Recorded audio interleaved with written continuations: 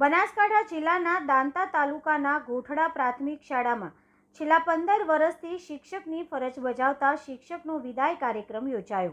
બનાસકાંઠા જિલ્લાના દાંતા તાલુકાના ગોઠડા પ્રાથમિક શાળામાં છેલ્લા 15 વર્ષથી શિક્ષકની ફરજ બજાવતા શિક્ષકની સાબરકાંઠા જિલ્લાના પોશીના તાલુકાના ખારાકુંડલા શાળામાં બદલી થતા વિદાય કાર્યક્રમ યોજાયો હતો, જેમાં શાળાના બાળકોના મન જીતી લેનાર શિક્ષકની વિદાય થતી હોય ત્યારે કરુણ દ્રશ્યો સર્જાયા હતા અને વિદ્યાર્થીઓને સારું શિક્ષણ આપનાર શિક્ષકની જ્યારે વિદાય હોય ત્યારે શાળાના બાળકોની આંખોમાં પણ આંસુની ધારા જોવા મળી અને શિક્ષક સ્ટાફની આંખોમાં પણ આંસુ જોવા મળ્યા હતા।